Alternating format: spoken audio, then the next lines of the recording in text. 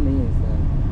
लेकिन देखिए ये लिए हाँ हाँ सर, आपका ब्रेक मारे, अभी भी आरपीएम देखिए और बढ़ ही गया बढ़िया। आरपीएम। हाँ, वो दिखवाना पड़ेगा सर।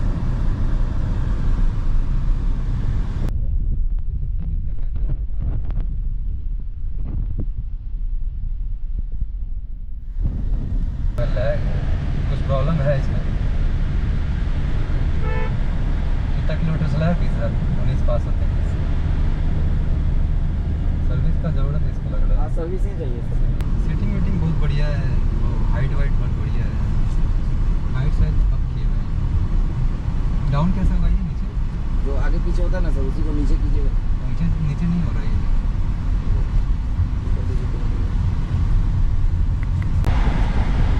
बिना एक्सीलेटर के चेंज नहीं होगा कैसे? गियर? फर्स्ट ही गियर में चलेगा? वो बढ़ाइएगा सर, ऑटोमेटिक चेंज होता है। ऐसा चेंज नहीं होगा ना? नहीं।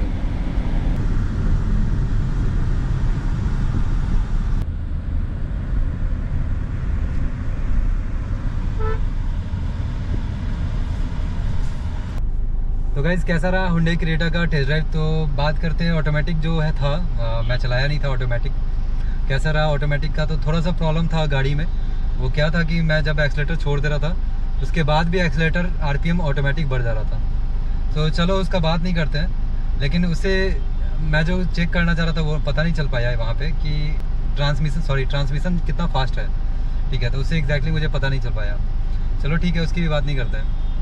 बात करें गाड़ी का रिस्पांस कैसा है, गाड़ी कैसा है, तो देखो ऑटोमेटिक जो है 24 लाख का था और टॉप मॉडल था। गाड़ी देखने में जो भी बोलो ठीक है, खूबसूरत है, वो सब चीज़ अच्छा है, फीचर्स अच्छा है। लेकिन हमेशा देखो फीचर्स जो है कहीं ना कहीं आपको बहुत बॉदर करने वाला है आगे के टाइम में, क्योंकि ऑब्वियसली ये फीचर्स जो है ऑटोमेटिक आप लोगे तो ऑटोमेटिक ट्रांसमिशन और मैनुअल ट्रांसमिशन में बहुत ज़्यादा अंतर आ जाता है। ऑटोमेटिक एक साल से 1.5 साल के बाद आप मान के चलो कि उसमें आपका 1 लाख रुपया खर्चा आने वाला है। अगर डीसीटी नहीं है तो, अगर डीसीटी है तो मान के चलो सीधा 2.5 से 3 लाख। डुअल ट्रांसमिशन अगर नहीं है तो, ये मैं चला रहा था, ये सीवीटी था, सॉरी आईएमटी था, तो इसका मान के चलो आप प्रॉब्लम आता भी है तो 1 लाख रुपया बहुत है, उसमें चेंज हो जाएगा। 1 लाख सवा लाख के आसपास में चेंज हो जाएगा, उससे वो कोई बड़ा कॉस्टिंग नहीं है। ठीक है, जाहिर सी बात है लग्जरी लाइन में है तो वहाँ पे आपका ये सब चीज़ है। लेकिन टॉप मॉडल में बहुत सारा फीचर्स आ जाता है, बहुत सारे छोटे छोटे फीचर्स एडेड हो जाते हैं, जैसे कि साइड वाला लुकिंग ग्लास है, उसमें भी आपका अलार्म जो आता है साइड से विजिबल, कोई ऑब्जेक्ट आ रहा है उसका भी अलार्म आपका शो करता है, वो सब चीज़ें। तो अगर आपका ग्लास टूट जाता है तो 15,000 16,000 का एक मिरर जो फोल्डिंग ग्लास आता है आपका। तो ये सब चीज़ बहुत बॉदर करने वाला है, ये सब चीज़, इसीलिए मैं फ़ीचर्स के बारे में बात नहीं करता। और गाड़ी का जितना कम फीचर्स हो वो ज़्यादा बेटर है। जो बेसिक चीज़ है जैसे कि एक छोटा सा टच स्क्रीन हो या फिर बड़ा भी हो, कोई बात नहीं। और बेसिक चीज़ जैसे कि जो फालतू का चीज़ नहीं है, बेसिक नीड जो है ऑटोमेटिक ORVM जैसे ये भी उतना नीड नहीं है। तो ये सब चीज़ है, जो बेसिक चीज़ यही है, आपका गियर बॉक्स अच्छा होना चाहिए। ठीक है, IMT भी हो लेकिन अच्छा गियर बॉक्स होना चाहिए, DCT नहीं होना चाहिए। प्लस स्टीयरिंग आपका अच्छा हो, एक इंजन अच्छा हो, गाड़ी का इंजन अच्छा हो। डीजल लो अगर आपको पावर चाहिए तो, पेट्रोल आपका देख के लो। अगर भारी गाड़ी है तो पेट्रोल मत लो, क्योंकि जितना भी क्रेटा ये सब भारी गाड़ी में ही कंसिडर किया जाता है। अगर हल्का गाड़ी जैसे कि आपका मारुति स्विफ्ट हो गई, ये सब हल्का गाड़ी है, इसमें आपका मैनुअल मतलब पेट्रोल काफ़ी है, इसमें आपको डीजल का ज़रूरत नहीं है, और डीजल आती भी अभी नहीं है। तो रिस्पांस देखो गाड़ी का पहले से तो बहुत अच्छा किया है। जैसे कि पहले की रेटा आती थी उसका स्टीयरिंग उतना बेटर नहीं था, ख़राब था। बॉडी रोल अच्छा खासा था पहले, मज़ा नहीं आता था चलाने में। तो ये सब चीज़ तो बहुत अच्छा किया है। बात करें अब लेना सही रहेगा या नहीं, तो मैं तो यही कहूँगा कि ऑटोमेटिक तभी लेना अगर आपका प्राइस का कोई दिक्कत नहीं है, आपका बजट का इशू नहीं है, और फ्यूचर में आप पैसा आपको लगाने से दिक्कत नहीं है गाड़ी में, कि आपको आराम चाहिए तो आप ले लो ऑटोमेटिक, कोई दिक्कत नहीं है, ऑटोमेटिक ठीक है। लेकिन एक बार आप चेक कर लेना चला के, एक बार नहीं 2 बार ज़रूर टेस्ट ड्राइव लेना और चला के ठीक से चेक करना। ये लोग घर पे भी टेस्ट ड्राइव देते हैं, इस बात का हमेशा ध्यान रखना।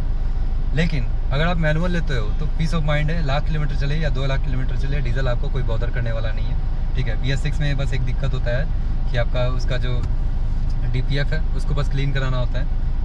1 लाख किलोमीटर के आसपास आपको क्लीन कराना है, कोई दिक्कत नहीं है, बड़ा चीज़ नहीं है। हाँ, आपका रनिंग बहुत कम है, और अगर आप आराम से गाड़ी चलाते हो तो पेट्रोल लो, वो ज़्यादा बेटर है, क्योंकि पेट्रोल जो है उसमें खर्चे कम आते हैं हर तरह से। सर्विस में लो, चाहे उसका आपका पार्ट्स में लो, हर चीज़ सारा कंपोनेंट्स भी उसका सस्ता होता है डीजल से। डीजल का इंजन भी थोड़ा ज़्यादा सर्विस भी महंगा आता है, पार्ट्स भी महंगा रहता है डीजल का। तो ये सब चीज़ ध्यान दे सकते हो गाइस, आपको लेने से पहले ध्यान देना है, आपको कंपलसरी ही है।